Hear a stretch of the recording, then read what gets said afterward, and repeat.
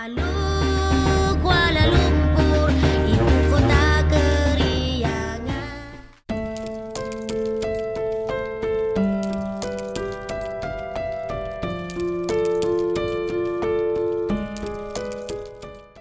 Assalamualaikum warahmatullahi wabarakatuh. Ketemu lagi dengan saya Andi di channel 3F4 Filmasa. Kali ini saya ditemani dengan Balar, cek orang sudah nama Balar tetangganya kawasan. Kenalkan sana mina mangga.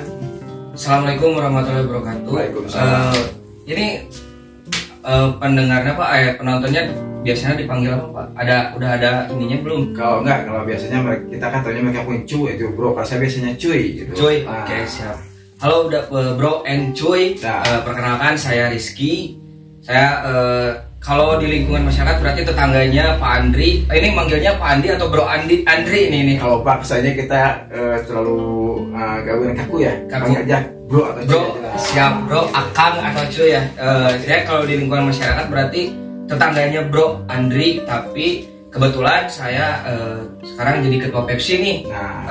Ketua Pepsi adalah kepemudaan yang ada di sini, salah satu wadah untuk pemuda, dan salah satunya ini ide yang sangat bagus ini dari Bro Andri. Jadi ini adalah salah satu, mungkin nanti jadi prokernya juga atau jadi salah satu kegiatan yang sangat positif nih buat menggali potensi masyarakat gitu. Intinya dari kepemudaan, intinya saya adalah rekan atau tetangganya Bro Andri yang ada di lingkungan sini. Oke, mantap. Nah, ini ada dari Rizky, kebetulan dia itulah ketua Pepsi ya. Pepsi itu suatu organisasi di kelurahan lingkungan RW 10 Perum Sukamenak. Kalau diibaratkan itu sub dari Karang Taruna ya, dari kelurahan. Jadi ini subnya lagi. Dan ini mungkin sekarang kita tidak akan bahas Pepsinya nih. Ya, Tapi kebetulan mungkin saya sekarang akan membahas tentang, mungkin saya sebagai warga Indonesia sama mungkin ya, ada semacam kegundahan ya yang terjadi saat ini di mana lagu Halo Halo Bandung ada yang memplagiat ya. Apalagi itu yang berbeda negara yang biasa tetangga, kalau di sepak bola kan Manchester City ya, tetangga berisik. Nah, itu sama nih, ada tetangga berisik Malaysia ya. Dia mengakui lagu Halo Halo Bandung sebagai lagu mereka dengan merubah lirik dan merubah judul. Nih sebagai Rizky, sebagai anak muda ya, bagaimana pendapat Anda tentang hal-hal seperti itu ya? Dimana kita tahu kan Halo Halo Bandung itu merupakan lagu kebangsaan Indonesia. Kita mungkin, saya sebagai warga Indonesia terasa terganggu ya, makanya saya mengajak Rizky sebagai ketua Karang Taruna Pepsi. Jadi bagaimana sih tanggapan mereka sebagai anak muda apabila karya bangsa diplagiat oleh negara lain? Silakan, ada masukan silakan, coba jelaskan. Untuk ini saya berbicara atas kapasitas sebagai warga saja gitu. Sebagai warga.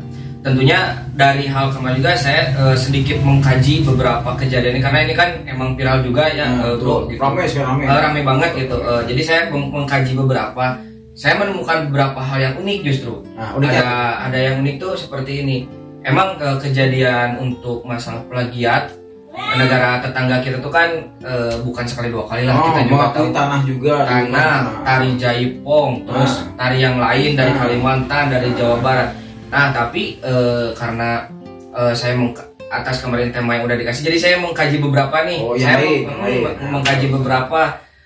Justru yang saya mau bicarakan adalah hal unik ini, karena oke lah kalau misalkan masalah plagiat mungkin banyak yang lebih ahli, banyak yang lebih tahu bagaimana seharusnya atau misalkan bagaimana mau diapakan gitu. Tapi yang unik itu adalah ternyata kalau kita mengacu ke buku Sastra Jendra itu adalah buku Sunda Buhun. Buku Sunda Buhun namanya ada Sastra Jendra. Bahwa wilayah Malaysia itu sebetulnya dari dulu juga udah bersatu dengan kita gitu. Oh, jadi sebetulnya dalam satu wilayah kesatuan gitu. Iya, menyatu. Wilayahnya itu sangat satu daratan katanya dulu tuh. Ada kan perbatasan juga ya. Itu mereka cuma terpisahkan, cuma gak ada tahu, tapi langsung perbatasan langsung daratan. Nah, yang unik itu dulu itu katanya menurut kita buku Sastra Jendra tuh si Malaysia itu bersatu dari wilayah ke Pulau Jawa dan Kalimantan. Lalu ada seorang kalau di sejarah kan kita tahu Prabu Siliwangi lah gitu. Nah, dia itu berkelana sampai ke ujung Thailand katanya. Nah, dari situ dia kayak menebarkan sosial budayanya lah kayak gitu. Makanya kenapa tidak aneh kalau misalkan tiba-tiba di Malaysia, di Filipina kita menemukan keris katanya. Kita menemukan kujang. Karena dulunya daratannya itu bersatu. Jadi mungkin dari sananya juga kita udah kayak punya napak tilas lah, kayak sejarah-sejarah, maksudnya mungkin sejarah mereka tuh tidak terlalu jauh dengan kita gitu. Betul, pasti itu. Nah, itu salah satu merupakan hal yang unik menurut saya gitu. Jadi saya tidak bisa mencap atau menjudge lah intinya, kayak misalkan ini plagiatnya benar-benar atau seperti apa gitu. Tapi emang kalau kita tarik secara garis besar, emang plagiarisme itu kan salah lah gitu. Apalagi yang dengan namanya karya. Apalagi dengan namanya sejarah yang berhubungan dengan sejarah nasional gitu. Tapi justru ini salah satu trigger buat kita bahwa apakah kita sudah bangga dengan Mars ini gitu. Apakah kita sudah melestarikan budaya kita nih gitu. Apalagi kita kan sekarang budaya kita udah banyak disusupi oleh budaya-budaya barat nih gitu. Apakah justru ini salah satu yang membuat kita harus lebih peka dan lebih sadar terkait musik harta karun nasional gitu. Karena ini adalah salah satu harta karun nasional. Musik adalah harta karun buat saya gitu. Apalagi ini musik nasional. Nah itu ya.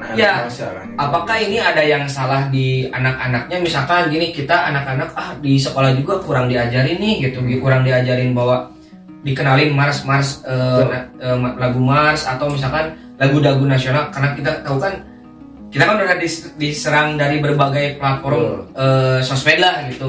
Budaya dari luar tuh nyebrangnya ke kita cepat banget nih. Globalisasi gitu. Nah justru ini salah satu hal yang bagus sih menurut saya. Maksudnya bagus bukan dalam berarti kita ditiru jadi bagus, tapi ada yang memberikan kita gitu. Ya itu ada yang mengingatkan, itu sih yang. Tapi emang saya rasakannya sahabat ini, kita ramenya itu kalau ada sesuatu hal orang lain mengakui baru kita ramai. Tapi kita tidak menjaga gitu kan. Telat sadar Pak. Ya, kita sadarnya itu setelah orang lain mengakui gitu kan. Karena itu kan udah dari dulu juga udah ada ya, dari tahun 46 kalau nggak salah ya. Dari 40 juga udah dibentuk sebenarnya lagu itu, 40 tahun 40 dibentuk, lalu disahkan tahun 46 direkam, lalu kita mengetahui dari 46 sampai terjadi kan ada semacam perjuangan dari masyarakat Bandung, dan itu melakukan satu lagu kebangsaan yang mungkin berdampak pada perjuangan orang Bandung ya. Dan kenapa sih itu kan udah hampir berapa puluh tahun sekarang, pas ada saat orang mengakui rame, konsepnya jaripong dari dulu orang-orang kayaknya kita cuek pada budaya-budaya tapi saat ada orang mengakui kita rame. Jadi sebetulnya salahnya itu di mana gitu kan?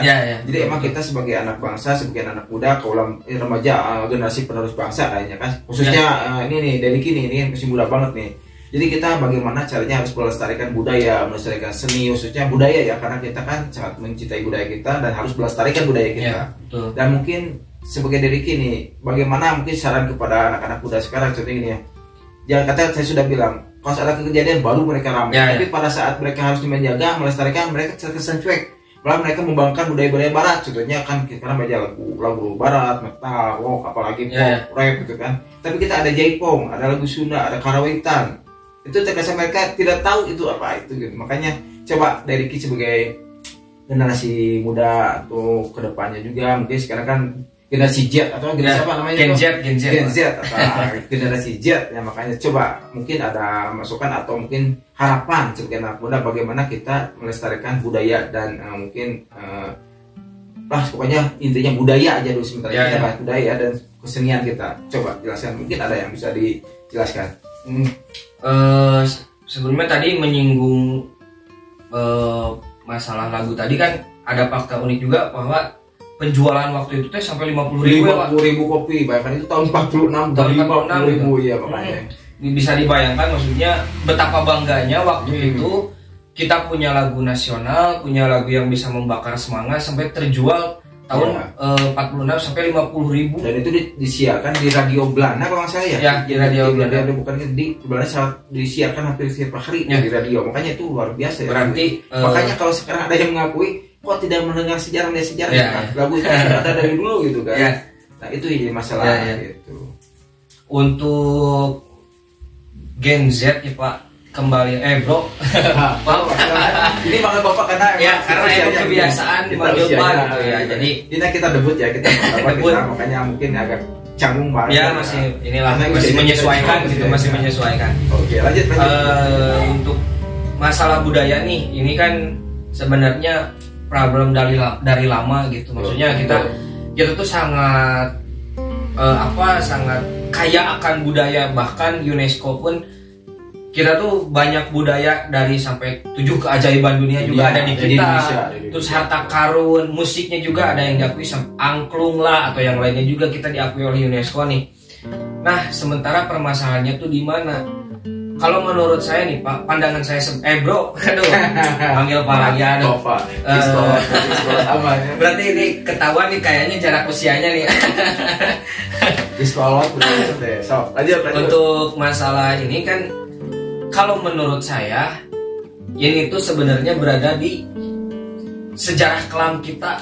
Dari kita adalah orang yang dijajah.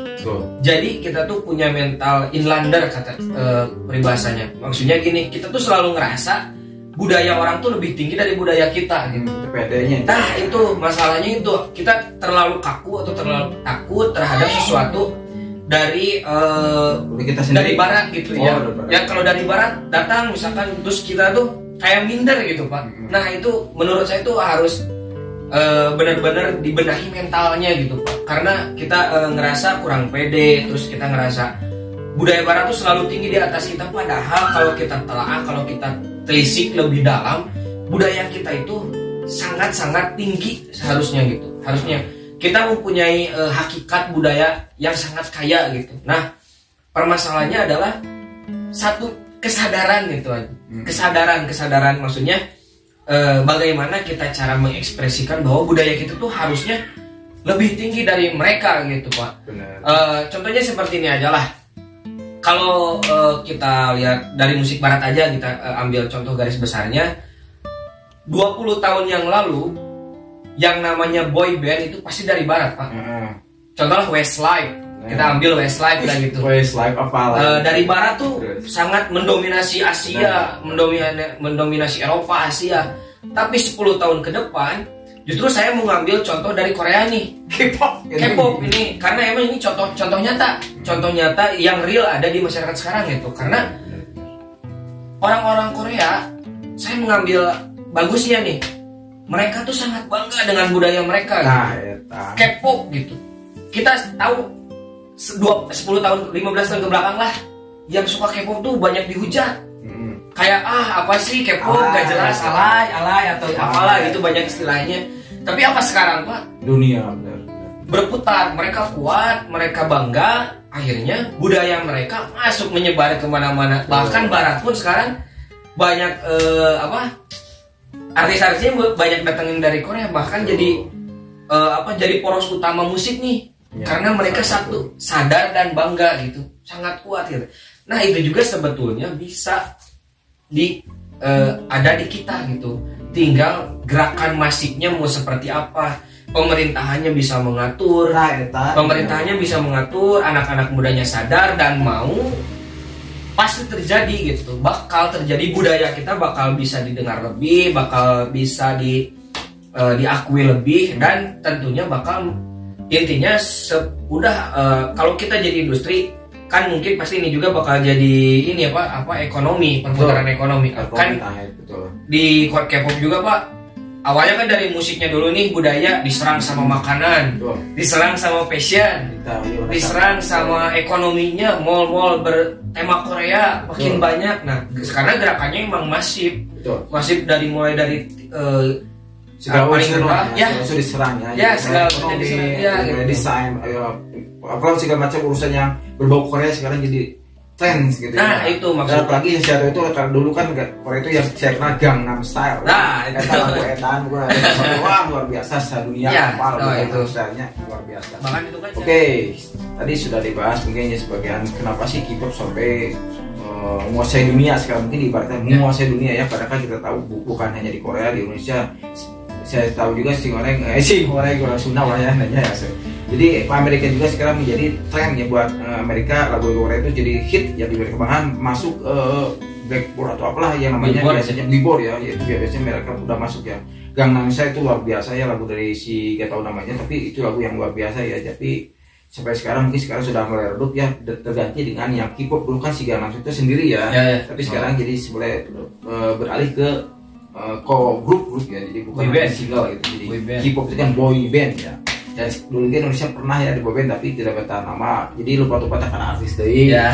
Terus artis meleh komus iklannya rata-rata bubuk ada komen bola pemain asup iklan tos ya biasanya di orang mah ulah kejadian gitu ya. Tadi kita lanjut lagi gimana nih tanggapannya tadi baru sampai mungkin K-pop menguasai dunia itu ya. Mungkin silakan dilanjut, mungkin ada yang bisa ditambahkan lagi silakan. Sekarang mungkin karena budaya kita sudah bercampur nih Pak, maksudnya globalisasi itu kan kita nggak bisa membendung globalisasi, tidak bisa ya, tidak tapi bisa. kan kita harus bisa memfilternya aja ya. Dan bukan kita aja yang harus pemerintah sih ya. Nah itu makanya daripada itu saya tuh nggak bisa menghimbau kembali terus maksudnya ayo anak Gen Z, ayo anak Gen Z, ayo anak Gen Z ya. Tapi harus ada gerakan masif besar. Betul. Dari kasta terbawah sampai tertinggi harus ikut gerak gitu. Maksudnya karena generasi Gen Z itu sebenarnya Pak susahnya tuh karena dari kecil sudah digempur sama teknologi. Betul. Nah itu Gen Z, ya, udah dari pertama lahir sudah digempur sama teknologi, sementara teknologi nggak bisa kita bendung gitu. Betul. Kan kita juga tahu teknologi itu seperti pisau bermata dua ya gitu. Jadi bisa membahayakan, bisa juga berguna gitu kan. Nah, iya justru saya nih sebagai generasi Gen Z berharapnya dari generasi-generasi yang atasnya bisa membantu, bisa menolong untuk kasih tahu nih gitu. Kita harus kemana, kita harus maksudnya yang dikasih jarak tuh apa aja gitu. Apalagi berkaitan dengan budaya gitu. Budaya itu yang sangat menjiwai. Kalau dari peribahasanya bahasa Sunda tuh ada kakurungku iga kayak gini Pak. Nah ada kakurungku iga itu maksudnya kalau kitanya udah dibiasakan dengan budaya-budaya barat, dengan budaya-budaya dari luar, kita tuh bakal sulit menerima budaya diri sendiri gitu. Bangga gitu. Susah gitu buat nerima bangganya karena kan tinggi betul. Ya karena dari kecilnya kita susah buat menerima budaya yang ada di lingkungan kita sekitar gitu. Bahkan menerimanya ya dari HP aja, dari apalagi kan kita boleh sebut tempat nih Pak, TikTok gitu kayak maksudnya itu kan TikTok.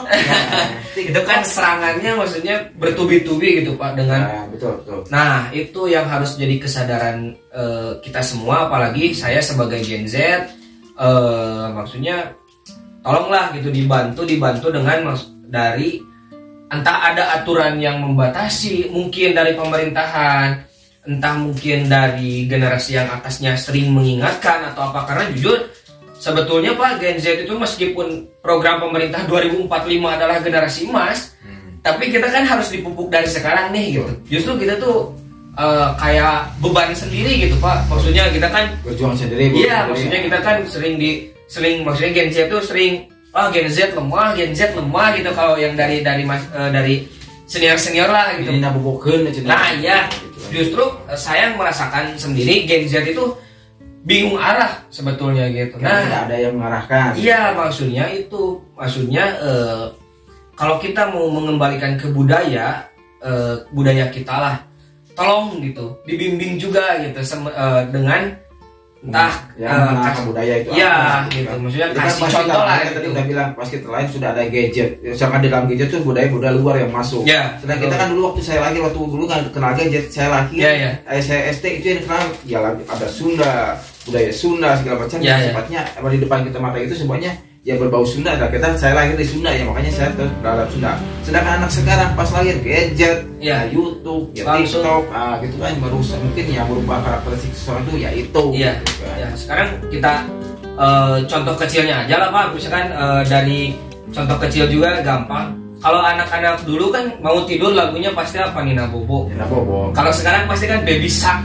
Apalagi yang sekarang lagi viral itu kan anaknya Raffi Ahmad tuh lagu Baby Shark itu kan siapa tuh Cipung. Mending Baby Shark toiletnya gini. Aduh. Teruslah anak-anak sebagai kita sebagai generasi penerus, baik saya udah mungkin usia tua, bukan tidak muda lagi ya, ini usia muda harus saling menjaga ya. Kita harus mempercayakan kepada yang muda, mempercayakan kepada yang tua, tapi kita harus saling bahu-bahu untuk menjaga kelestarian budaya, baik musik, seni, budaya maupun mungkin kelestarian alam kita ya. Jadi kita harus menjaga agar tetap utuh, dan intinya kita kolaborasi lah gitu Nah, antara betul. yang muda dan yang tua. Jadi jangan sampai yang muda terkesan dibiarkan dengan kemauannya. Kita yang tua sekedar tahu tapi cuma melihat aja, itu tidak akan berhasil ya saya rasa. Tidak ada kolaborasi ya Pak. Nah, itu tidak kolaborasi yang baik, maka akan kita jaga. Mungkin kata aturan di agama juga ada ya, kalau kita tidak melakukan hal sifatnya dengan aturan itu kehancurannya Nah, gitu kan. iya. Itu jangan sampai terjadi ya. Betul. Saya mencintai Indonesia ya, saya harap Indonesia tetap makmur, tetap jaya, tetap hebat apa namanya. Ya. Dan mungkin kembali lagi tadi ke lagu Halo Halo Bandung yang diplagiat oleh Malaysia. Saya harapkan tidak ada lagi plagiat lagu-lagu yang kita, atau mungkin bukan lagu aja ya, Ya. lagu mau apapun diakui oleh negara lain. Sakit mungkin saya tidak terlalu itu, tapi coba menyukai musik aja, tapi saya merasa sebagai bangsa Indonesia sakit ya. Kok kenapa kita terkesan diam gitu Iya, kan? betul. Kalau kita sebagai itu bukan hanya kita kan beri reaksi lah, bukan berarti harus memberikan kekerasan, tapi kita memberi seperti melakukan pembenaran, itu hak kita loh. Kita Ya. sampai Kekayaan bertemu, kita ya, Pak. kita bertemu, kita semacam kita berkoordinasi atau apapun lah namanya, tapi kita minimal mengakui kepada mereka itu kurang gitu kan. Ya. Kalau jangan terlalu meskipun orang di atap seperti rame, kok masih harus rame, rame itu jangan terbiasa hal seperti Iya, itu intinya. Oke lah, mungkin itu aja yang dapat saya sampaikan. Saya dengan D Rizky. Ya. Nah, kenapa D? Karena jauh. Kita tinggal di kolotan banyak sebenarnya. Nanti kita ketemu lagi membahas tema-tema yang lain. Kita akan membahas mungkin tidak musik aja mungkin. Boleh Pak, ya. saya suka horor. Hayu, Wih, horor boleh. horor. Misalkan mau bahas apa lagi, bola siap. Siaplah kita garaplah semuanya gitu, Betul. yang bisa mengeluarkan potensi lingkungan sekitar kita lah gitu. Nah, itu pun Rai mah pan ketua parang sarana, makanya pasti orientasinya karena eta mengembangkan orientasi pemuda ameh kanu Siap. Oke, kita ketemu lagi di sesi yang berikutnya. Saya Andri bersama Rizky Oke, Ramadan. sampai jumpa lagi. Assalamualaikum warahmatullahi wabarakatuh. Jangan lupa like, comment, and subscribe. Subscribe.